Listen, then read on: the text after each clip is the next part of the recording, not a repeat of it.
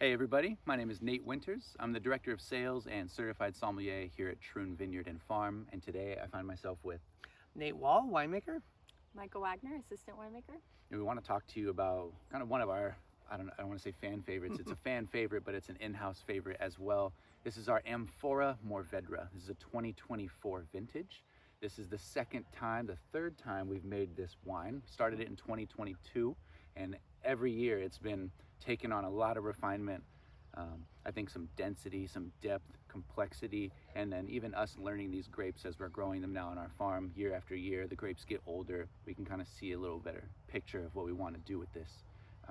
One of my favorite wines that we make, vintage to vintage, is going to be this Amphora Mourvèdre. But what about for you? Yeah, so the 2024 Amphora Mourvèdre is pretty much 100% Mourvèdre. It's we do when we end up topping the Amphora once they're in the cellar, we often top with a little bit of Grenache specifically on the Mourvèdre, but in general though, like 99% Mourvèdre. The way this wine was made is we actually, during the fermentation, it's fermented in open top fermenters outside first, and we actually did one open top fermenter that was 75% whole cluster, and then another open top fermenter that was 100% destemmed fruit. And the destemmed fruit even contained the entirety of, we have this one small block of Mourvèdre that's up on a hill, just a small half-acre block in that one, and then the whole cluster came from a slightly larger block of Mourvèdre we have. So a couple different blocks of Mourvèdre that were fermented and then pressed off, and then immediately after settling into these two large Novum Amphora that we have for aging. So one of the Amphora got the 75% whole cluster, and the other Amphora got the destemmed.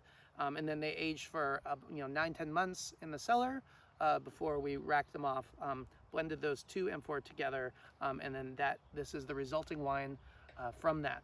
And I have to say, in general, and I'm sure Micah will go into depth about this, Mourvèdre was, I don't really want to say a surprise favorite, but it really became a favorite of mine when we planted it here. Mourvèdre is a new grape to Troon, just in terms of, we've only had Mourvèdre now this is the third vintage that we worked with it in 2024.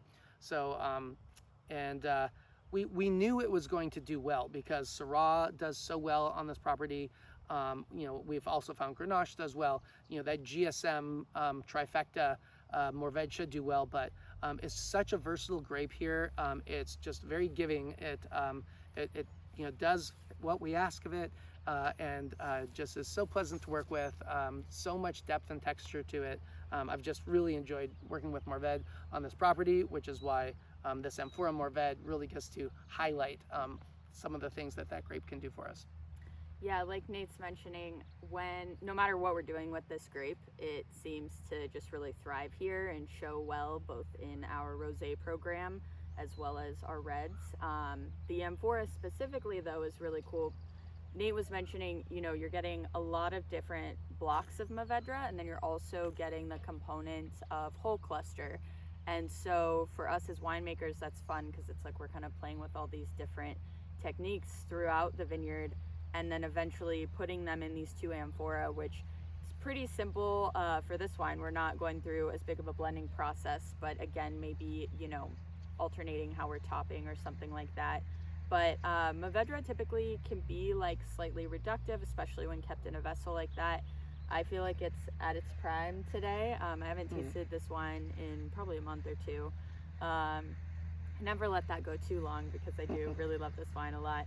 But there are a lot of, it's a little more delicate. We were kind of talking about how I think the style, probably with your background of Pinot too, it's like, I think you can go a little bit heavy with Mourvèdre and it can veer more in the reductive side, but this kind of brings out savory.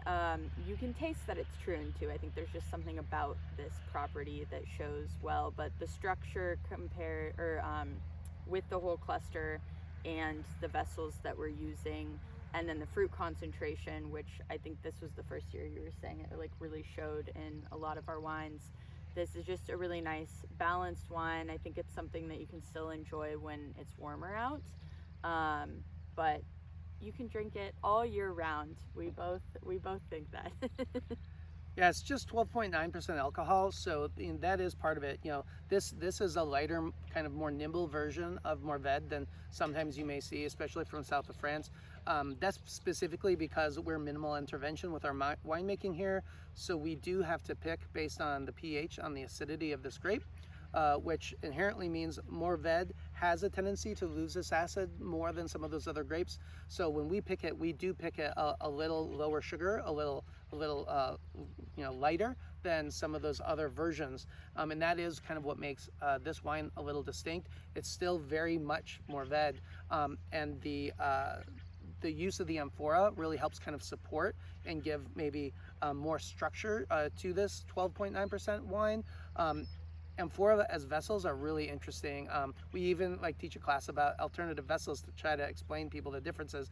But the amphora, clay is a charged particle. The lees, instead of settling down to the bottom as it would do in a tank or even in a barrel, the lees stick to they're attracted, electrostatically attracted to the vessel itself. So you get more lees contact throughout the aging process of that wine, and it really adds a nice additional richness that normally you wouldn't get from a lighter 12.9% alcohol red wine. It's richer than it may appear.